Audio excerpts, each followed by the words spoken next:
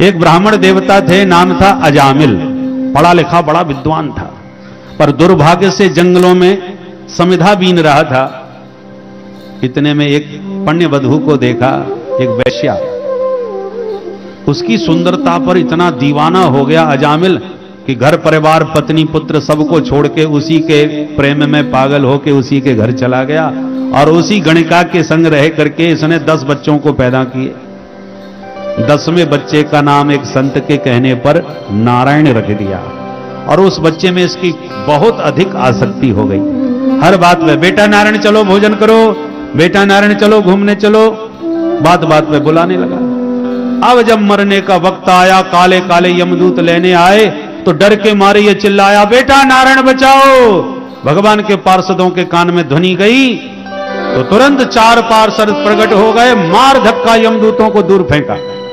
यम के दूत भी तिल मिला के खड़े हो गए और बोले, भैया ये 4 चमकीले चमकीले तुम कहां से चले आए, हमको धक्का क्यों लगाए? विष्णु दूतों ने कहा, तुम काले कलूटे कौन, कहां से आए, अपना परिचय दो। बोले, हम यमराज के दूत हैं, पापियों को पकड़ते हैं। ये पापी है, पकड़ने आए हैं। तुम कौन हो? बोले, हम नारायण के सेवक हैं, जो नारायण को पुकारते हैं उन्हें लेने हम आ जाते हैं। सुना नहीं कितनी जोर से चिल्लाया कि नारायण बचाओ। हमारे मालिक का नाम लेने पर भी तुमने इस पर हाथ उठाया। यमदूत बोले, आपको धोखा हो रहा है, ये तुम्हारे मालिक को नहीं जानता, ये अपने बेटे को बुला रहा है जिसका नाम नारायण है। विष्णु दूतों ने कहा, इससे हमें कोई मतलब नहीं, इसके बेटे का नारायण नाम 4 साल पहले रखा है और हमारे प्रभु का नारायण नाम अनादिकाल से है, तो बोलो ये नारायण नाम किसका माना जाएगा? इसलिए ज्यादा बहस मत करो। हम इतना जानते हैं कि हमारे प्रभु का नाम है और जो मृत्यु काल में हमारे प्रभु का नाम लेगा वो हमारा हो जाएगा, इसलिए अब तुम इस पर हाथ नहीं उठा सकते। दोनों में झगड़ा हुआ। विष्णु दूतों ने तर्क दे के बहुत समझाया कि तुम अभी हमारे प्रभु के नाम की महिमा जानते नहीं, वस्तु शक्ति ज्ञान की अपेक्षा रखती नहीं। एक दृष्टांत से समझो, बिजली के तार में करंट होता है, किसी को ज्ञान है किसी को नहीं, पर जिसको ज्ञान है वो छू दे तो भी उसे करंट लगेगा, और गलती से भी किसी का करंट के तार पर हाथ लग गया तो उसे भी उतना ही झटका लगेगा। करंट नहीं पूछेगा कि जानते थे कि नहीं। तो जैसे गलती से तार पकड़ने पर करंट लगता है, गलती से आग पकड़ने पर जलना पड़ता है, गलती से जहर पीने पर मरना पड़ता है, ऐसे गलती से भी गोविंद का नाम मृत्यु काल में निकल जाए तो उसका कल्याण होके ही रहता है। भगवान नाम की शक्ति है, वो सारे पापों को दग्ध करती है। प्यार से लो या प्रमाद से लो, जान के लो या अनजाने में लो। भाय को भाय अनक आलस, भाय को भाय अनक आलस, नाम जपत मंगल जिस दस हो, नाम जपत मंगल दस हो। कहो कहाँ लगी नाम बड़ाई, कहाँ लगी नाम बड़ाई, कहो कहाँ लगी नाम बड़ाई, कहो कहाँ लगी नाम बड़ाई। राम न सकहि नाम गुण गाई, राम न सकहि नाम गुण गाई। साक्षात प्रभु भी अपने नाम की महिमा का पूर्णतः प्रतिपादन नहीं कर सकते। बहुत समझाया, यमदूतों को समझ नहीं आया तो मार मार के भगाया। यमदूत भाग गए, विष्णुदूत भी गायब हो गए। अजामिल उठ के बैठ गया, बैठ के सोचने लगा, मैं कोई सपना देख रहा था क्या, ये क्या चमत्कार हुआ। भाई कुछ भी हो, पर इतना तो हमें ज्ञान हो गया कि नारायण के नाम से आज हम बच गए, नहीं तो बहुत बुरी तरह पिटाई होने वाली थी हमारी। जब गलती से पुत्र के बहाने प्रभु का नाम निकल गया तो हम बच गए, और कहीं सचमुच प्रभु को ही हमने पुकारा होता तो भगवान जाने क्या चमत्कार होता। अजामिल को वैराग्य हो गया इस घटना से, छोड़ छाड़ के हरिद्वार में गंगा के किनारे चला गया और खूब भगवान का भजन करके अंत में अजामिल मुक्त हो गया। पर यमदूतों ने यमराज के सामने काल दंड फेंक दिया कि अब नौकरी नहीं करेंगे आपकी। अब क्या हो गया भाई?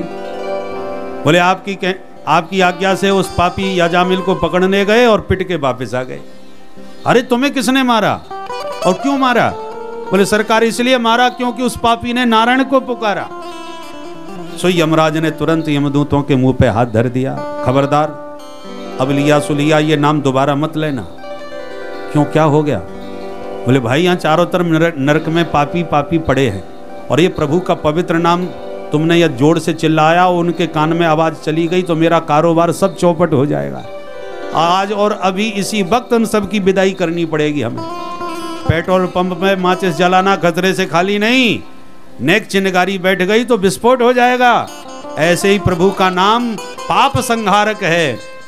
नामस्थ यावतीर शक्ति पाप निर्हरणम हरे तावत कर्तुम न शक्नोति पातकम पातकी जना। प्रभु के एक नाम में जितने पापों को भस्म करने की शक्ति है उतना बड़े से बड़े पापी में पाप करने की सामर्थ्य नहीं है। इसलिए पाप विनाशक प्रभु का नाम है। ये पवित्र नाम पापियों के बीच में मत लो, नहीं गड़बड़ हो जाएगा। अब यमदूत बड़े चक्कर में मारा, तो ये नाम की क्या महिमा है, थोड़ा हमें भी तो बताओ। यमराज बोले महिमा तो तुमने अपनी आंखों से देख ही ली, अब तुम्हें क्या बताएं। गलती से प्रभु का नाम लेने वाले अजामिल को तुम छू नहीं सके, तो प्यार से प्रभु का नाम लेने वाले को तुम देख भी नहीं सकते। इससे ज्यादा नाम की महिमा और क्या कही जाए। यमदूतों ने कहा हमें तो एक सीधी सीधी बात बता दो, आज के बाद कैसे पकड़ने जाया करें। यमराज बोले तो नोट कर लो। जिह्वा न भक्ति भगवत गुण नामधेयं चेतश्च न स्मरति तच्चरणारविन्दम्